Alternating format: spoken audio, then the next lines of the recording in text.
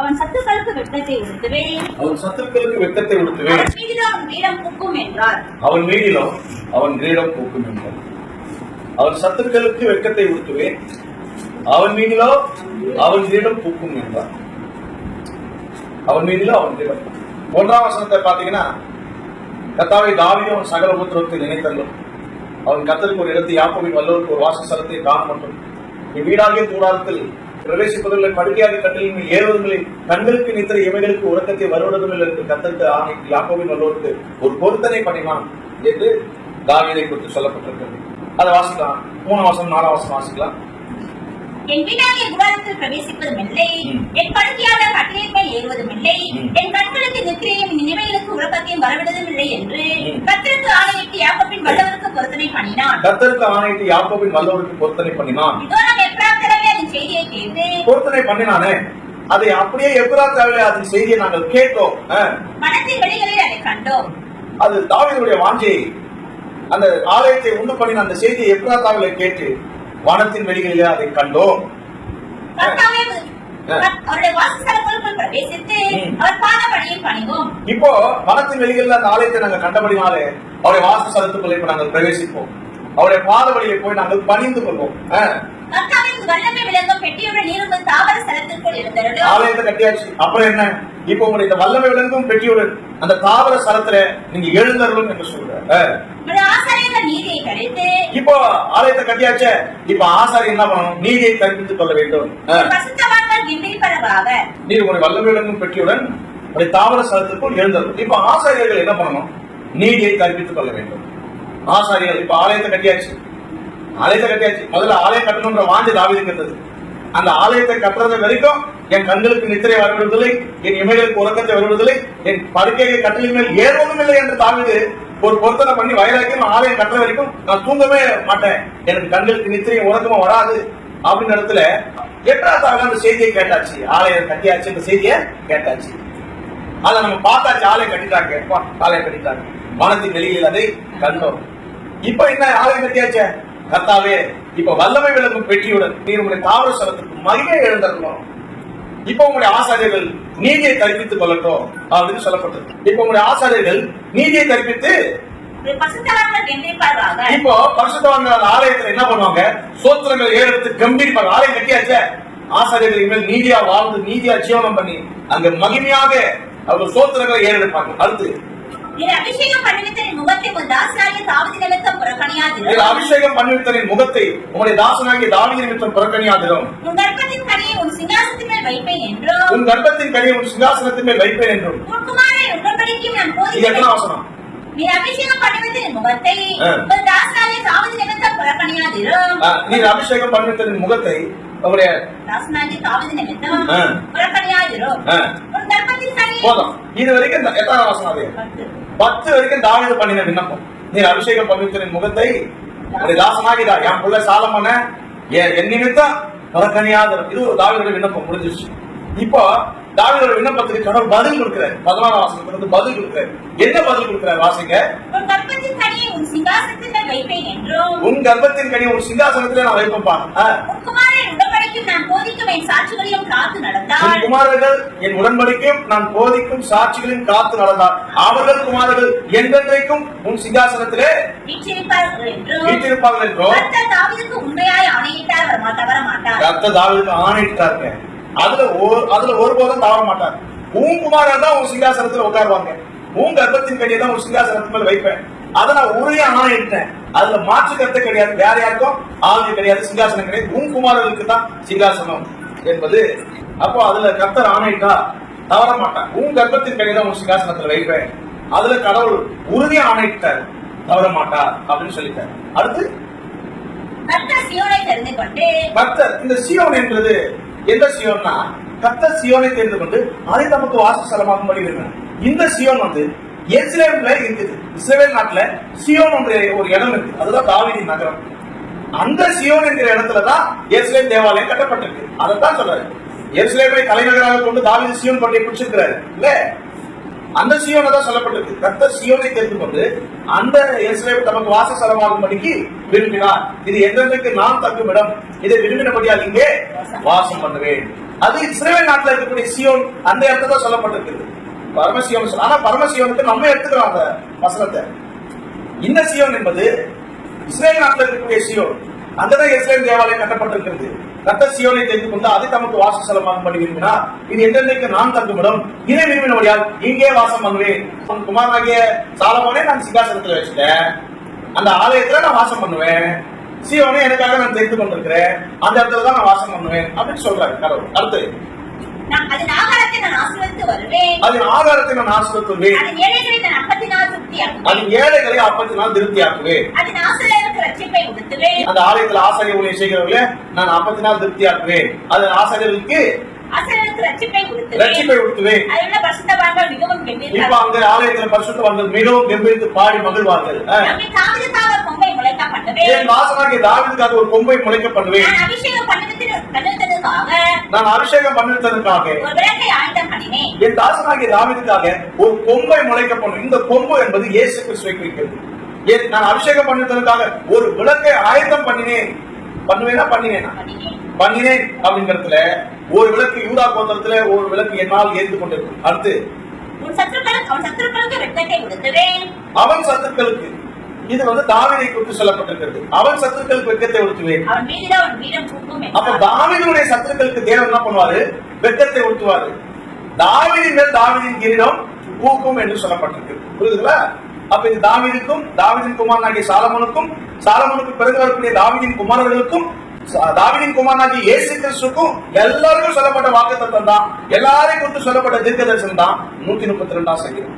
இது தாவீதுக்கு மாத்திரமல்ல, தாவீதின் குமாரனாகிய சாலமோனுக்கும் சாலமோன் குமாரர்களுக்கும் சாலமோன் குமாரனாகிய ரெகொபெயாம், அபியாம், ஆசா, யோசபாத்து, அது யோசியா, அதுக்கப்புறம் இயேசு கிறிஸ்து எல்லாரையும் குறித்து சொல்லப்பட்ட தீர்க்கதரிசனம் வாக்குத்தத்தங்களை தான் இந்த 132ஆம் சங்கீதத்தினுடைய அர்த்தமாக இருக்கிறது. அப்போ இங்க அவன் சத்துருக்களுக்கு வெட்கத்தை உடுத்துவேன்னா தாவீதின் சத்துருக்களை வெட்கத்தை உடுத்துவாரு. அவன் மீது அவன் கிரீடம் பூக்கும் என்று சொன்னால் தாவீதுடைய கிரீடம் தாவீதுக்கு கிடைக்கும் என்று சொல்லப்பட்டது. இங்க நமக்கு பல கிரீடங்கள் இருக்கு. அவன் சத்துருக்களுக்கு வெட்கத்தை உடுத்து அவன் மீது அவன் கிரீடம் பூக்கும் என்றால் நமக்கு கிரீடம் பூக்கும் என்ற இடத்துல, கிரீடங்கள் பூக்கும் என்ற இடத்துல தேவன் நமக்கு பல கிரீடங்களை வைத்திருக்கிறார். அது நீதியின் கிரீடம் என்றும், அது வாடாத மகிமையின் கிரீடம் என்றும், அது ஜீவ கிரீடம் என்றும் நமக்கு சொல்லப்பட்டிருக்கிறது. ஊழியக்காரர்களுக்கு அந்த 3 கிரீடம் வச்சிருக்கிறார் கடவுள். 1 பேதுரு 5ஆம் அதிகாரம் 4ஆம் வசனத்துல வாடாத மகிமையின் கிரீடம் இருக்கிறது. யாக்கோபு 1ஆம் அதிகாரம் 12ஆம் வசனத்துல ஜீவ கிரீடம் இருக்கிறது.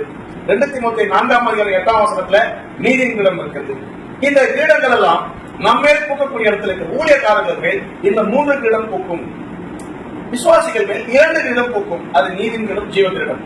ஊழியக்காரர்கள் மேல் இந்த 3 கிரீடங்கள் பூக்கும். அவன் சத்துக்களுக்கு வெட்கத்தை உடுத்துவேன், அவன் மீதோ அவன் கிரீடம் பூக்கும் என்ற இந்த வார்த்தை புதிய ஏற்பாட்டு சபைக்கு கிரீடங்கள் பூக்கும் என்கிற இடத்துலதான் அது இருக்கிறது. கர்த்தருடைய நாமம் மகிமைப்படுவதாக.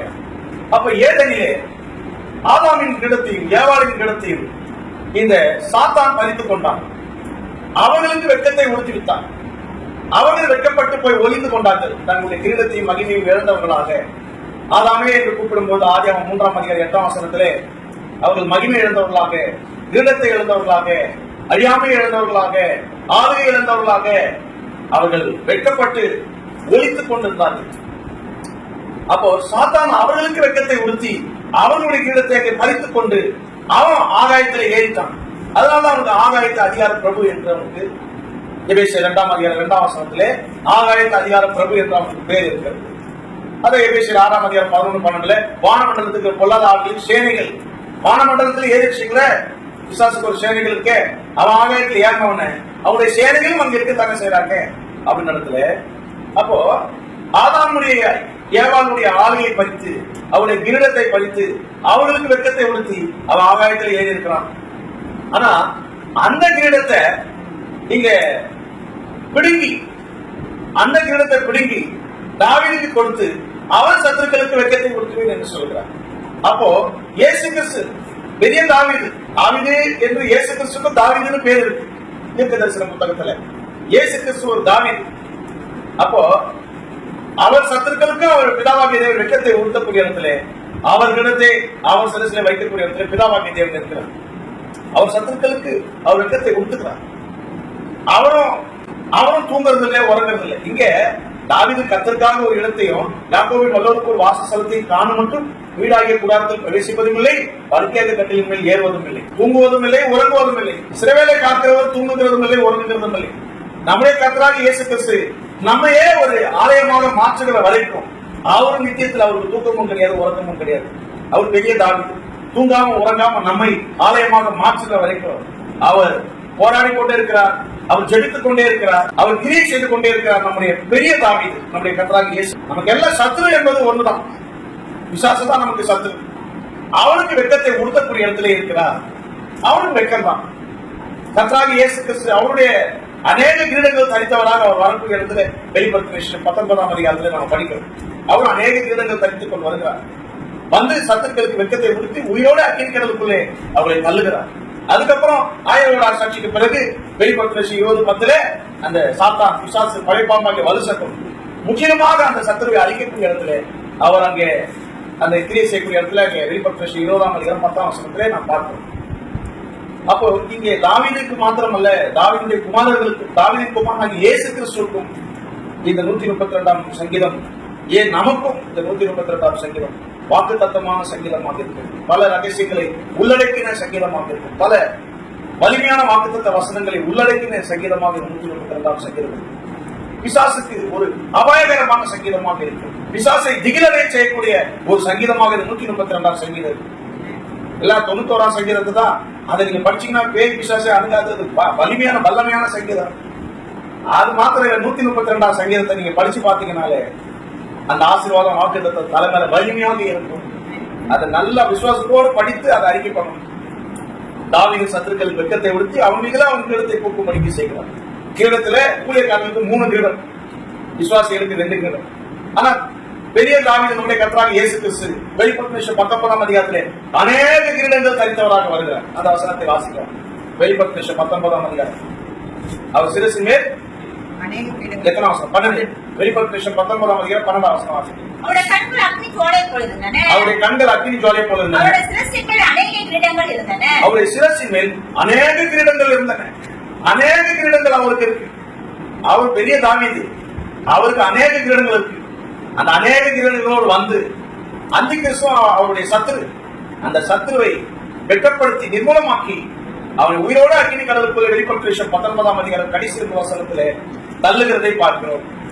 அவர் அநேக கிரீடங்களோடு வருகிறது மாத்திரமல்ல, மனவாட்டி சபை வெள்ளை குதிரை மேலே ஏறி வருது. 19ஆம் அதிகாரம் 14ஆம் வசனத்துல பரலோக சேனையாக மனவாட்டி சபையும் அவரோடு கூட வெள்ளை குதிரை மேலே வெண்மையும் பிரகாசமான வஸ்திரம் தரித்தவர்களாக அவர்கள் பரலோக சேனைகளாக அவரோடு கூட வருகிறார்கள். அவங்க நீரின் கிடத்தை தரித்துக் கொண்டு வருகிறார்கள், அவங்க ஜீவ கிடத்தை தரித்துக் கொண்டு வருகிறார்கள்.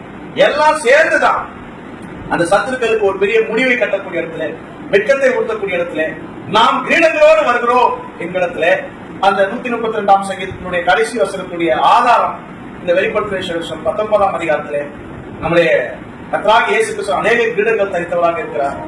மனவாட்டி சபை கிரீடங்களை தரித்துக் கொண்டு வெள்ளை குதிரைகள் ஏறிக்கொண்டு அந்த சத்துக்களுக்கு முடிவு கட்டக்கூடிய இடத்துல வருகிறதை நாம் பார்க்கிறோம். அதான் இந்த நாளிலே நமக்கு ஒரு நல்ல வாக்குத்தத்தமான வலிமையான ஒரு வேத பாடம். நம்முடைய சத்துக்களுக்கு வெட்கத்தை உடுத்தி நமதுவே நம்முடைய கிரீடத்தை பூக்கும்படிக்கு செய்யக்கூடிய ஒரு தேவன் நமக்காக எப்போதும் விழிப்பாக அவர் இருக்கிறார். அதான் 132ஆம் சங்கீதத்தினுடைய சிறப்பு தன்மை. ஏதனிலே ஆதாமை தேவன் குமாரனுக்கு ஒப்பாகத்தான் படைத்தார். குமாரனுக்கு ஒப்பாக படைத்தார். ஆனா குமாரன் என்கிற இடத்திலிருந்து இந்த ஆதாம் பிதாவாக வளர வேண்டும். குமாரன் என்கிற நிலையிலிருந்து அவன் பிதாவாக வளர வேண்டும். ஆனா ஆதாம் குமாரன் என்கிற நிலையிலிருந்து வேலைக்காரன் என்கிற நிலைக்கு கீழே இறங்கிட்டான். கிரீட பயிற்சி குமாரனுக்கு தான் கிரீடம். நீங்க குமாரர்களா இருந்தா உங்களுக்கு கிரீடம் இருக்கு, வேலைக்காரனா போயிட்டீங்கன்னா உங்களுக்கு கிரீட பயிற்சி. அப்ப குமாரன் என்கிறது வந்து பிதாவாக ஏதேனிலே ஆதாம் வளர்ச்சி அடைந்திருக்க வேண்டும். அன்பிலையும் அறிவிலையும் அவன் பெருகி பிதாவின் சத்துவத்தை தரித்துக் கொண்டு பிதாவாக வளர்ந்திருக்க வேண்டும். ஆனா புசியாதே என்ற கனியை கீழ்ப்படியாமல் புசித்ததினாலே அவன் குமாரன் என்ற இடத்திலிருந்து அவன் வேலைக்காரன் என்ற இடத்துக்கு வந்துட்டான். இப்போ ஆதாமும் ஏவாளும் மகிமையை இழந்தவர்களாக, கிரீடத்தை இழந்தவர்களாக, சாத்தானால வெட்கத்தை உடுத்தி வைத்துக் கொண்டார்கள். அப்போ தேவன் மகிமையெல்லாம் உடுத்தி வைத்திருந்தாரு. கடவுளுக்கு கீழ்ப்படியாம போனதால மகிமை போச்சு. கீழ்ப்படியாம வந்ததுனால சாத்தான் வெட்கத்தை உடுத்தி வைத்திருக்கிறான். அந்த வெட்கம் தான் நிர்வாணமாக இருக்கும். அதுக்கு முன்பதாக நிர்வாணிகளாக இருந்தும் வெட்கப்படவில்லை என்ற இடத்துல மகிமை இருந்துச்சு. ஆதியாகமம் 2ஆம் அதிகாரம் கடைசி வசனத்தை வாசிக்கலாம். ஆதாமும் மனைவியுமாக இருவரும் நிர்வாணிகளா இருந்தோம் வெட்கப்படாதிருந்தார்கள். ஏன்னா தேவன் மகிமையிலே கனத்திலே முடிசூட்டி வைத்திருந்தார். மகிமையினாலும் கனத்தினாலும் முடிசூட்டப்பட்டிருந்தார். மகிமையினாலும் கனத்தினாலும் உடுத்திருந்தார். இப்ப அந்த உடுப்பு போயிடுச்சு, மகிமை என்கிற உடுப்பு போயிடுச்சு. இப்ப வெட்கம் என்கிற ஒரு உடுப்பு வந்துருச்சு. வெட்கப்பட்டு ஒழித்துக் கொண்டிருக்கிறார்கள். அதான் வெட்கம் உண்டாயிடுச்சு.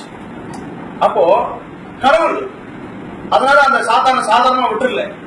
ஆதாமுக்கு ஏவாளுக்கும் வெட்கத்தை உடுத்தி விட்டுட்டானே அப்படின்னு இடத்துல சாதாரணமா விட்டுடல. அவங்க ரொம்ப காட்டமா பேசுறான். நீ வயிற்றுனாலே நகர்ந்து மண்ணை தின்பாய், உனக்கும் ஸ்திரீக்கும் உண்மைத்துக்கும் அவழ்வித்துக்கும் நான் பகை உண்டாக்குவேன் அப்படின்னு இடத்துல உனக்கும் ஸ்திரீக்கும் உண்மைத்துக்கும் அவழ்வித்துக்கும் பகை உண்டாக்குவேன் 16ஆம் வசனத்துல சொல்ற.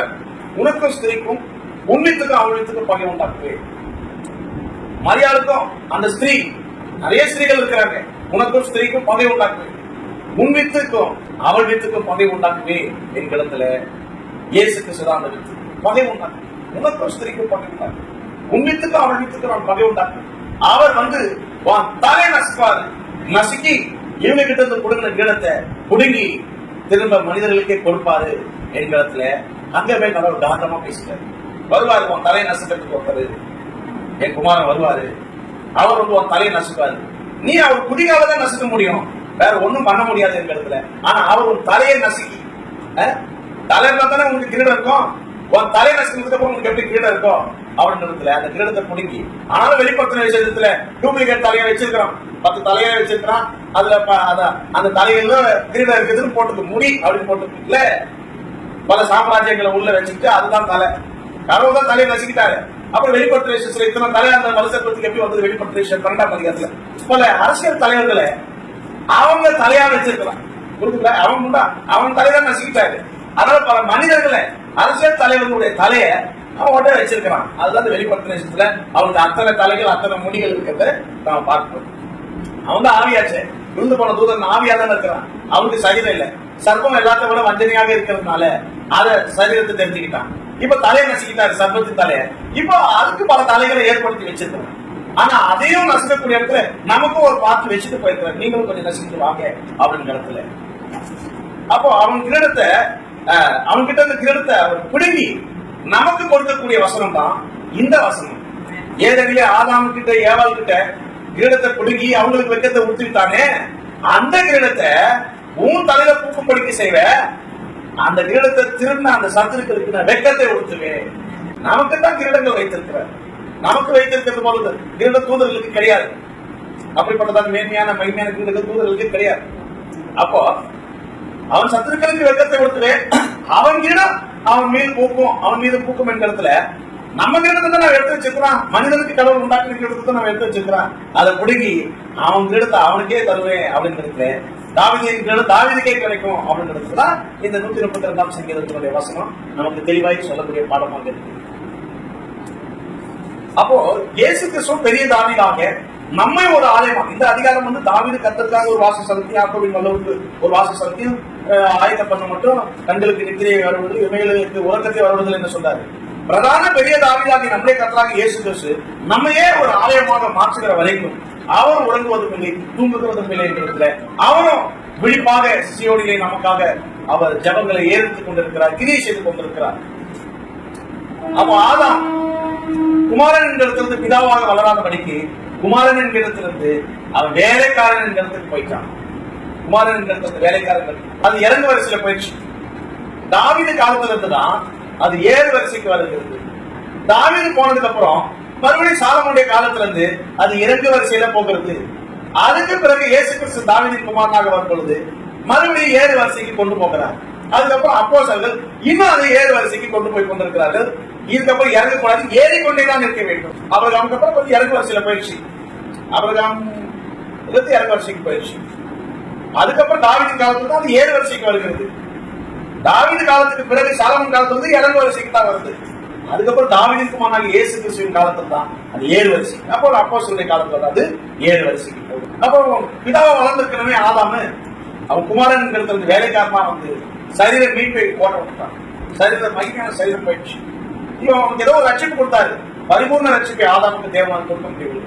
அவன் ஜீவனை தான் காப்பாற்ற முடிஞ்சதே தவிர அந்த சரீரத்தை காப்பாற்ற முடியல. அதனால்தான் மண்ணா இருக்கிறாய் மண்ணுக்கே திரும்புவாய் என்பது. ஆத்மா மண்ணுக்கு திரும்ப சொல்லல, சரீரம் மண்ணுக்கு திரும்பும். ஆத்மா இயேசு கிறிஸ்து மரித்த உடனே இந்த ஆதாமின் ஆத்மாவும் அங்க அங்க வானத்துக்கு எடுத்துக்கொள்ளப்படுற பரதேசி என்கிற இடத்துல அது கொண்டு போய் சேர்க்கப்படுது. சிறைப்பட்டவர்களை சிறையாக்கி உன்னதத்துக்கு ஏறினார் என்கிற இடத்துல ஆதாமுடைய ஆத்மாவும் மேல போகுது. ஜெசுக்க முதல் மனுஷனாச்சே, அதனால அவன் பாதாளத்துக்கு போக முடியாது. அவனை பரதேசிக்குள்ள தான் தேவன் கொண்டு போக முடியாது இருக்கிறான். ஆதாமின் மீறல் எல்லாரையும் பாவம் செய்யாதவர்களையும் ஆண்டு கொண்டது. ஆனா ஆதாமுக்கு ஒரு இறக்கம் கிடைச்சிருச்சு. ஆதாமின் சந்ததிகளுக்கு இறக்கம் கிடைக்கல. ஆனா ஆபிரகாமுக்கு இறக்கம், ஆபிரகாமின் சந்ததிகளுக்கு இறக்கம். தேவதூதனுக்கோ விழுந்து போன தேவதூதனுக்கு இறக்கமே கிடையாது. இந்த ஆதாம வஞ்சித்த அந்த தேவதூதன், விழுந்து போன தேவதூதன், அவனுக்கு இறக்கமே கிடையாது. அவன் விழுந்ததுதான். ஆனா அவனால வெட்கமடைந்த, அவனால் ஏமாற்றப்பட்ட, மகிமை இழந்த இந்த ஆதாமுக்கு ஒரு இறக்கம். அவன் ஆத்மா பாதாளத்துல போகாதபடிக்கு அவனுக்கு ஒரு இறக்கம். ஆனா அவன் சந்ததி ஆகிய காயினுக்கு இறக்கம் கிடையாது. அதான் கீழ்படியாத ஆவிகள், இறக்கம் இல்ல அவங்களுக்கு. ஏன்னா இறக்கத்துக்கு அவாதரதா இருக்கிறாங்க. எவ்வளவு கடவுள் எச்சரித்து நோவா மூலமா சொல்லியும் அந்த இறக்கத்தை அவங்க பெற்றுக்கொள்ள முடியவில்லை. வெள்ளம் வந்து எல்லாரையும் வாரி கொண்டு போகணும். இயேசு கிறிஸ்து அவர் மரித்து பூமியின் தாழ்விடங்களில் இறங்கி இறக்கமே இல்லாத நியாயத்திற்கு உங்களுக்கு இருக்கு என்கிற இடத்துலதான் அவங்களுக்கு பிரசங்கிக்கக்கூடிய இடத்துல இருக்கிறார். இந்த கெட்ட குமாரனுடைய இளையகுமாரனுடைய கதையிலையும் அவன் குமாரனா தானே இருக்கிறான். இளையகுமாரன் தகப்பனுக்கு இரண்டாவது குமாரனாக இருக்கிறான். ஆனா அவனுடைய நிலவரம் என்ன? குமாரன் என்கிற இடத்துல இருந்து அவன் வேலைக்காரன் இடத்துக்கு போனதுக்கு காரணம் என்ன? அவன் நண்பர்கள் அவன் மனதை கெடுத்தாங்க. இளையகுமாரனுடைய மனதை நண்பர்கள் கெடுத்தார்கள். நண்பர்கள் தான் மனதை கெடுப்பார்கள். நண்பர்கள் மனதை கெடுத்தபடினாலே தகப்பனை விட்டே பிரிச்சுட்டாங்க. நீங்க பாருங்க, நண்பர்கள் கிட்ட ரொம்ப பழக்கம் வச்சிருக்கக்கூடிய பிள்ளைங்க தகப்பன் கிட்ட அன்பு கூற முடியாது என்கிறதுல இந்த வேத வசனம் உண்மையாக இருக்கிறது. நண்பர்கள் மனதை கெடுத்தார்கள். ஆனால் தகப்பனை விட்டு பிரிந்தான், தூர தேசத்துக்கு போனான். தகப்பனை விட்டு தூரம் கொண்டு போயிடுவாங்க நண்பர்கள். நம்ம அதுக்கப்புறம் என்ன? தூரம் போனதுக்கு அப்புறம் துன்மார்க்கம் தான். தூரமா போயிட்டியா, அப்புறம் துன்மார்க்கமா தான் வாழணும். அதுக்கப்புறம் பணம் இருக்குதே, பணம் இருக்கிறதுனால தானே நண்பர்கள் தகப்பன் கிட்ட சொந்த பிரிச்சுட்டு போயிட்டாச்சு. ஆசையை அழித்து போட்டான். அதுக்கப்புறம் என்ன ஆச்சு? ஆசை எல்லாம் செலவழித்து போச்சு. குறைய வர தொடங்கணும். அதுக்கப்புறம் என்ன ஆச்சு? பண்டி திங்கிற தவிட்டனாலே பசிய ஆற்ற மனதா இருந்தான். பன்னி மேய்க்கிற வேலை கிடைச்சிருக்கு. வேலைக்காரனா போயிட்டான் பாத்தீங்களா? தகப்பன் வீட்டுல எத்தனையோ 1000 பேர் வந்து திருப்தியா சாப்பிடுறாங்க. தகப்பன் விட்டு தூரம் போன உடனே பன்னி மேய்க்கிற வேலை கிடைச்சிருக்கு. பன்னிக்கு கிடைக்கிற சாப்பாடு கிடைக்கல. பன்னி மேய்க்கிற வேலை கிடைச்சிருக்கு. அந்த பன்னிகளுக்கு கூட சாப்பாடு கிடைக்கி, மேய்க்கிற இவனுக்கு சாப்பாடு கிடைக்கல. அந்த தமிழை சாப்பிடறதுக்கு ஆசையா இருக்க, அது கூட அவங்களுக்கு கிடைக்கல. இளையகுமாரனுடைய நிலவரம் எவ்வளவு மோசமா போயிடுச்சு. காரணம், நண்பர்கள் மனதை கெடுத்தார்கள். நண்பர்கள் மனதை கெடுக்கும் பொழுதுதான் குமாரன் என்கிற இடத்துல இருந்து வேலைக்காரர்களா போறாங்க. அப்புறம் தகப்பனை விட்டு பிரிக்கிறாங்க. தகப்பனை விட்டு தூரமா கொண்டு போயிடுறாங்க. அதுக்கப்புறம் துன்மார்க்கமா ஜீவனம் பண்ண கற்றுக் கொடுக்கிறாங்க. ஆஸ்தியை அழிச்சு போடுறதுக்கு கூட இருப்பாங்க. ஆஸ்தி அழிச்சு போடுறதுக்கு அப்புறம் நண்பர்கள் ஓடிட்டாங்க. அதுக்கப்புறம் அவன் குறைபட தொடங்கிட்டான். ஒரு வழி இல்லை சாப்பாடு. அப்புறம் அங்க பன்னி மேய்க்கிறதுக்கு வேலை எங்கன்னா கிடைக்கணும் போனா பன்னிகள் கூட சாப்பாடு கிடைக்கிறது இவனுக்கு கிடைக்கல என்கிறதுல. இப்படித்தான் குமாரன் என்ற இடத்துல இருந்து இந்த இளையகுமாரன் வேலைக்காரனா எப்படி போனா பாருங்க. இதுக்கு காரணம் என்னன்னா, நண்பர்கள் மனதை கெடுத்தார். இங்க ஏவாளுடைய மனதை சாத்தான் கெடுத்தான். ஆதாமுடைய மனதை ஏவாள் கெடுத்தான். இங்க இளையகுமாரனுடைய மனதை நண்பர்கள் கெடுத்தார்கள். உங்க மனதை யாரு கெடுக்கிறாங்க என்பதை நீங்க கண்டுபிடிச்சு, யாரால மைண்டு கரப்ஷன் ஆகுது, யார் மூலமா மனது கெடப்படுது என்பதை பார்த்து அவங்க கிட்ட இருக்கக்கூடிய ஐக்கியத்தை நீங்க விட்டுருங்க. அப்பதான் குமாரன் என்ற இடத்துல இருந்து பிதா என்ற இடத்துக்கு நான் வளர்ச்சி அடையும். தகப்பன கூடவே இருந்தா தகப்பன போலவே மாறி இருந்திருக்கலாம். தகப்பன் கூட இல்லாம நண்பர்கள் பிரிச்சுட்டு போன அப்படின்னால அவன் வேலைக்காரனா போயிட்டான். பண்ணி வைக்கிற வேலை கிடைச்சிட்டோம். ஆனா அவனுக்கு புத்தி தெரிந்தது. அதுக்கப்புறம் பண்ணி வைக்கிற வேலை கிடைச்சி பண்ணிக்கு கிடைக்கிற சாப்பாடு கிடைக்கல, புத்தி தெளிந்தது. இப்போ பணத்துக்கு விரோதமாக நான் தகப்பனத்துக்கு போவேன் அப்படின்னு அறிக்கை பண்றான். இதெல்லாம் எனக்கு இவ்வளவு பிரச்சனை வர்றதுக்கு காரணம் குறைவதுக்கு நான் அப்பா விட்டு தூரம் போனதுனாலதான். அப்ப என் தகப்பனத்துக்கு நான் போய் அறிக்கை பண்ணுவேன்.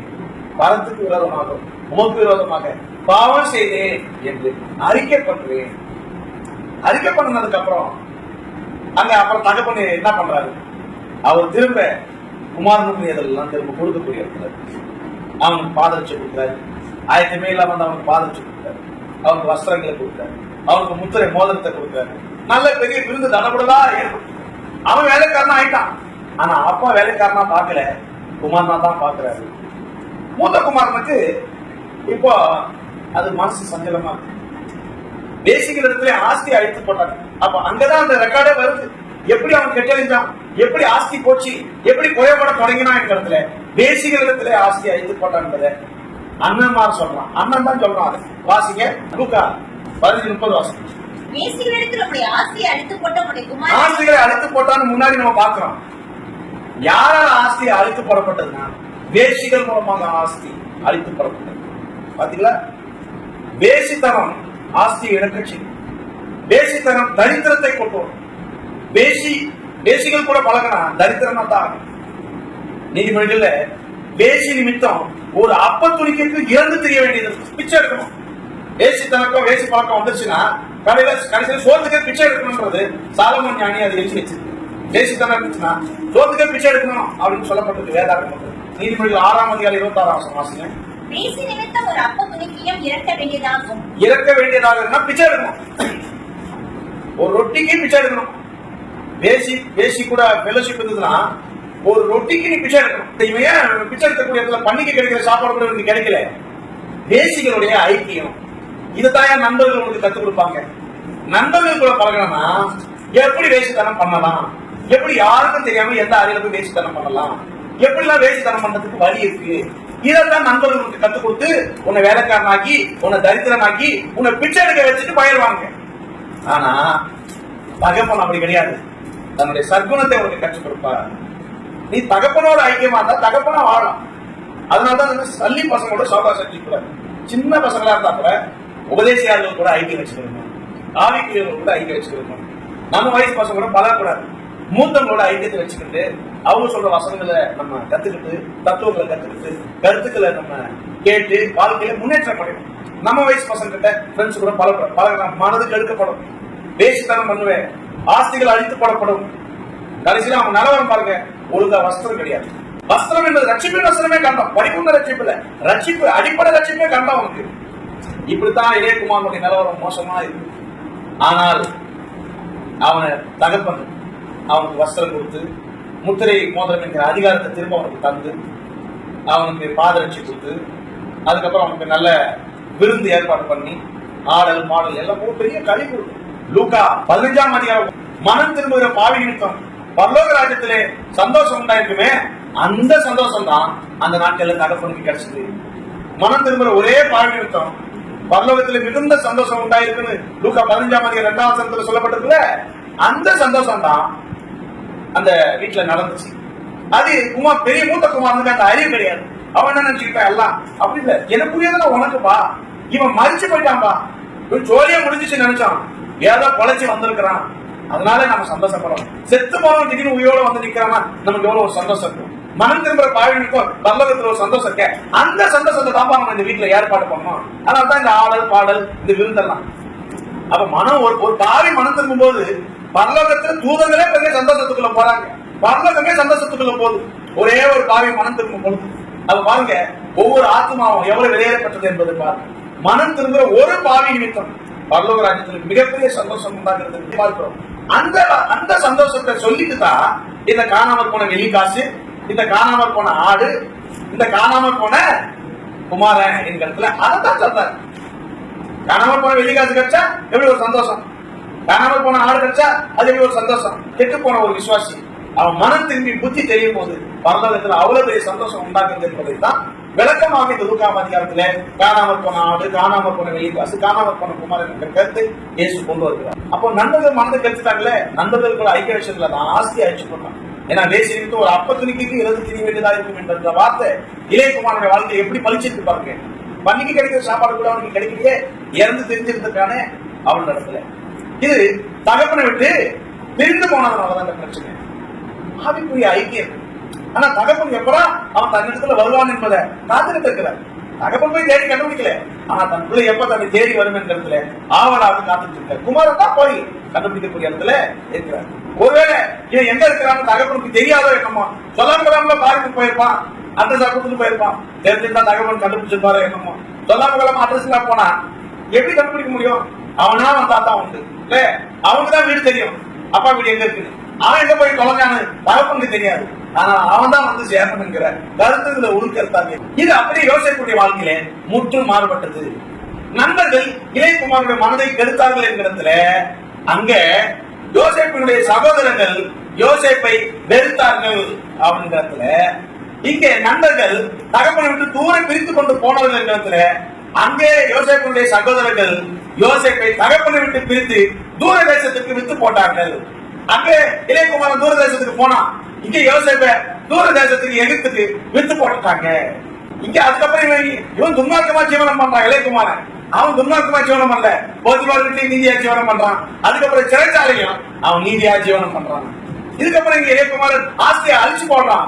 அங்க யோசேப்பு பார்வனால பெரிய ஆஸ்திக்காரனா மாறிட்டான். அதுக்கப்புறம் இங்க இளையகுமாரன் குறைபட தொடங்கினான். அங்க யோசேப்பு ஒட்டுமொத்த உலகத்துல எவன் குறைக்கு சாப்பாடுல குறை கேட்டு வந்தாலும் அதை பூர்த்தி செய்யக்கூடிய இடத்துல யோசேப்பு அங்க இருக்கிறான். பன்றி தின்கிற தவிட்டினாலே பண்ணி வைக்கிற வேலை கட்சிச்சு இளையகுமாரனுக்கு. இளையகுமாரன் பேர்னது பண்ணி மேய்க்கிறவன். ஆனா யோசேப்பு இஸ்ரவேலின் கண்மலை மேய்ப்பனும் ஆனான் என்கிறதுல, அவன் இஸ்ரவேலின் கண்மலை இஸ்ரவேலின் மேய்ப்பன் என்கிறதுல யோசேப்புக்கு பேர் வந்துருச்சு.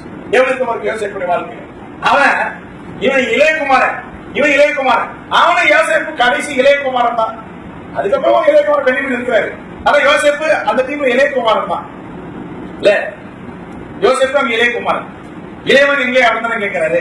யோசேப்பு இளையகுமாரன், இங்க இளையகுமாரன் கெட்டஞ்சி வேலைக்காரனா வந்துட்டான். அங்க யோசேப்பு இளையகுமாரன் இப்ப தகப்பனா வளர்ந்து நிக்கிறாங்க எகிப்துல. அங்க யோசேப்பு தகப்பனாயிட்டான். இஸ்ரவேலின் கண்மலையும் மேய்ப்பனும் ஆனான் என்கிறதுல யோசேப்பு தகப்பனா இருக்கான். உலக ரட்சகன் என்கிறதுல முழு உலகத்துக்கு ரட்சகனாக அவன் நிக்கிறான். முழு உலகத்துக்கு சாப்பாடு கொடுக்கக்கூடிய இடத்துல எல்லாம் இருக்கிறான். இது இளையகுமாரன் தனக்கே சாப்பாடு இல்லாம பிச்சை எடுக்கக்கூடிய இடத்துல எல்லாம் இருக்கிறான். பணிகளுக்கு கிடைக்கிறது அவனுக்கு கிடைக்கலையே. ஆனா யோசேப்பு அப்படி இல்லை, அவன் தகப்பனாயிட்டான். இஸ்ரவேலின் மேய்ப்பன் கண்மலை என்கிறதுல அவன் ஒரு தகப்பனுடைய ஸ்தானத்தை அடைந்துட்டான். நாம் இந்த இளையகுமாரனை போல 2 வரிசையில போக கூடாது, யோசேப்பை போல 7 வரிசையிலே போக வேண்டும்.